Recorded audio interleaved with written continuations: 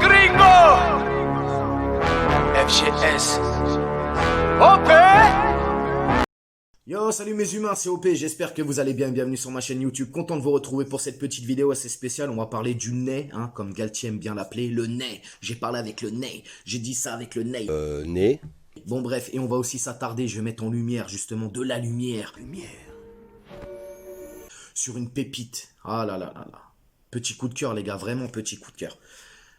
On va aussi parler d'un petit truc un peu qui me... Je vais pas dire qui me chagrine, mais ça commence à littéralement me... T'as compris l'expression frérot. Bref, on s'abonne à la chaîne si ce n'est toujours pas fait. La petite clochette à côté, on clique dessus pour les notifications, le référencement et on est carré. Les gars, comme vous le savez, outre-Manche, hein, du côté de Londres, un club qui s'appelle Chelsea, a limogé son manager, qui est notre ancien manager, notre ancien coach, si je puis dire, Thomas Tuchel. Oh bon. Et forcément, hein, il y a plein de zigotos là qui se disent supporters du PSG, qui sont tous sortis du bois. Hein, bon bref, on va détailler ça. Et qui aujourd'hui demandent littéralement le renvoi de Galtier pour refaire venir Thomas Tuchel. Mais qu'est-ce que vous avez dans la tronche? J'ai vu des choses, mec, où ça mettait des photos de Thomas Tuchel en disant... notre aventure n'est pas finie avec toi, Thomas, reviens à la maison. Mais qu'est-ce que tu me racontes? Qu'est-ce que tu me baragouines? De quoi on parle, les gars? Avant 2017, t'étais pour le Bayern, t'étais pour l'Inter ou je ne sais quoi. Hein, grand nombre d'entre vous, en tout cas, qui pensent comme ça, parce que c'est pas possible. Tu peux pas être supporter du PSG et penser ça, en fait. Il y a un moment donné, je sais pas, il faut... Ou alors, vous connaissez pas le foot. Bref, après, c'est pas à moi de juger, hein, mais ça commence littéralement à me faire chier. Il y a un problème dans cette commu. ça me gonfle. Vraiment, ça me gonfle, les gars. Arrête de me faire chier, bordel de merde! Je vais pas dire qu'il faut qu'on fasse la chasse aux sorcières ou je ne sais quoi, mais il y a un moment donné, il va falloir qu'on écrème un peu tout ça, là, parce que ça, c'est n'importe quoi. C'est n'importe quoi. Qu'est-ce que c'est, cette commu? Franchement... Et je suis pas le seul à penser comme ça. On est plein. Et heureusement, on est quand même en grande majorité à penser comme ça. Mais là, il y a un moment donné, les gars, faut se réveiller. Arrêtez avec votre culture de l'instant. Thomas Tuchel a été viré, ça nous regarde pas, ça nous regarde plus. Il a fait son temps à Paris, ça y est, basta. Maintenant, c'est fini. Galtier, il est là, il a des bons résultats. Vous voulez virer un mec pour ramener un mec qui s'est fait virer avant lui? Qu'est-ce que c'est c'est cette façon de penser en fait? Moi, j'y comprends plus rien, les gars, je suis perdu là-dedans. Bref, passons à autre chose, qu'ils aillent tous se faire... hein, vous m'avez compris. Les gars, on va parler de Neymar. Alors Neymar, vous connaissez mes positions sur lui, hein, depuis ce fameux documentaire où j'ai appris dedans que monsieur voulait mettre 20 millions d'euros de sa poche pour quitter le Paris Saint-Germain. Prends la ciboulette et tire-toi. Il y avait aussi avant des petits trucs par-ci par-là, ça m'a littéralement coupé l'envie avec lui, hein, je vous le dis. Je reconnais, hein, c'est un immense joueur, il est très fort, il n'y a pas de souci et tout. Mais pour moi, l'histoire d'amour, elle s'arrête là, frérot. Après, tu connais que le Paris Saint-Germain et les Neymar, c'est je t'aime moi non plus. Faut dire aussi que Neymar sacralise énormément de choses. Hein, on connaît hein, le chemin du roi, hein, la secte qui tourne autour de lui, là. Ils sont jamais objectifs, les mecs. Même quand il pue la merde, il a été fort, c'est le meilleur. C'est cosmique, vers un nouvel âge réminiscent. Bon bref, comme je le disais, il sacralise énormément autour de lui, ce Neymar. En tout cas, force est de constater, et là je vais vraiment être objectif, depuis ce début de saison, il est extrêmement fort. Il est impliqué, il est appliqué, il est dans le tempo, il est dans le rythme, il est revenu affûté. Niveau stats, c'est quand même pas mal les gars, c'est 6 matchs, 7 buts, un carton jaune, bon ça c'est la Ligue 1 les gars. 2 buts trophée des champions aussi, il faut le dire. Donc sur la totalité en fait c'est 8 matchs, 9 buts, 8 passes D. C'est incroyable, incroyable. Bonjour. On a vu aussi là, il a fait une interview pour un magazine DAZN, si je dis pas de bêtises. Et t'as l'impression un petit peu, il essaye de se redonner une image, il essaye de reconquérir le cœur des Parisiens. Hein, il parle du Parc des Princes, que quand ça fait du bruit, c'est quand même le meilleur stade, etc. et tout. Ce qui est pas faux non plus. Hein. En tout cas, on n'est pas le meilleur, mais on fait partie quand même des stades où il y a beaucoup d'ambiance. Il faut le dire, hein, les gars, il faut quand même être objectif aussi là-dessus. Bref, t'as l'impression qu'il y a une espèce d'opération de séduction, tu vois ce que je veux te dire et tout, mais moi, personnellement, même si j'ai des positions assez claires sur lui, force est de constater qu'il est très très très bon.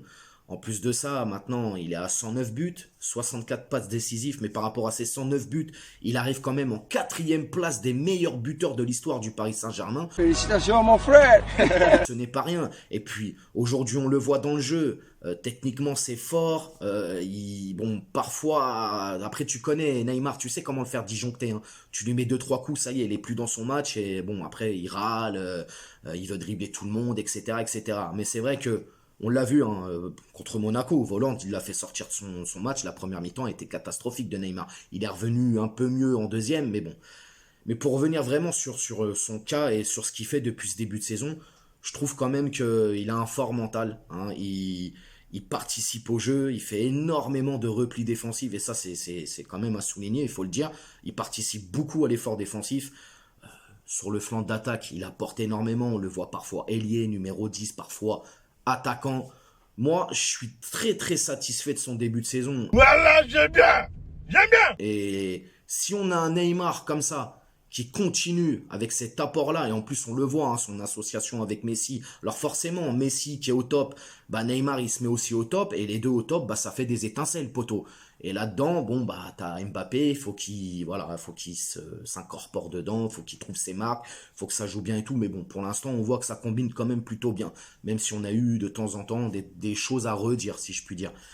Mais voilà, non, franchement, moi, Neymar, très satisfait de son début de saison. Bravo à lui, il faut qu'il continue comme ça. Quand il est comme ça, je n'ai franchement rien à dire, si ce n'est que c'est bien. Avec Paris. Après, sur le plan personnel, je trouve aussi qu'il est moins... il se met moins en avant. Je ne sais pas si vous voyez ce que je veux dire. Il est moins dans le show. Hein, show, S-H-O-W, les gars. On se comprend. Je trouve qu'il en fait voilà, il en fait moins, il est plus concentré sur le football que sur les à côté. Et ça, c'est plutôt positif pour la suite et surtout pour lui. Après, moi, vous savez, hein, sur ce genre de sujet, je suis très pragmatique. Voilà, j'aime pas trop m'enflammer non plus. Je suis un peu, voilà, faire attention, tout ça. Mais en tout cas, c'est très bien, très content de lui. J'espère qu'il va continuer comme ça. Mais voilà, les stats parlent pour lui en ce moment. Il est juste... Alors, si Messi est stratosphérique, Neymar n'en est pas loin en tout cas. C'est vraiment très bien. Les gars, là, on va enchaîner avec ce qui est pour moi le futur de l'attaque parisienne. Parce qu'il faut vraiment mettre en lumière ce jeune. On va parler de Ilyes Ousni. Hein, ne pas confondre avec le rappeur Rof. C'est Roi Joseph. U17, surclassé en U19. Il a 17 ans. C'est un banlieusard. Il est né à Créteil, les gars. Il a joué à Créteil-Lusitanos en jeune, il a fait la jeunesse Aubervilliers, il a fait le PFC aussi je crois, et depuis 2019 il est au Paris Saint-Germain. Puissant, technique, sens du but, prometteur, craquito, et tout ce que tu veux, il a un volume de jeu incroyable, il a une finition aussi pour son âge qui est plutôt très bien.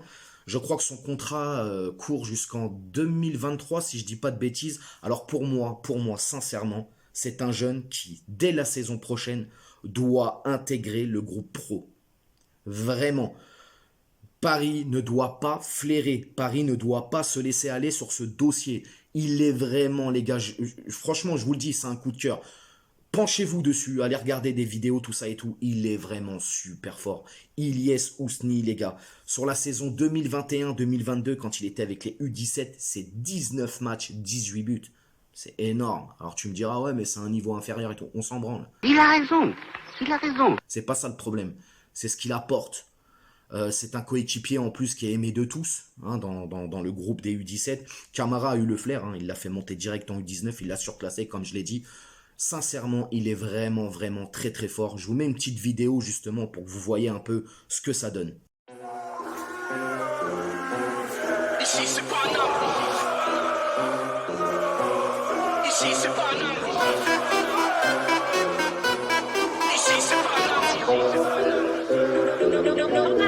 Ici, c'est pas un homme. Dans les veines c'est rouge et bleu. Bienvenue à Paname, si on t'a fait une Nougano, c'est que tu t'es pris une banane. Patouche à la néné, nettoyeur de lucarne. Nique sa mère, les foutiques, c'est l'UTES que j'incarne. Paris capitale, et là les cas capitulent. On voit toute ton équipe face à Navas, t'es ridicule. Je suis dans une école 90 de Kyo.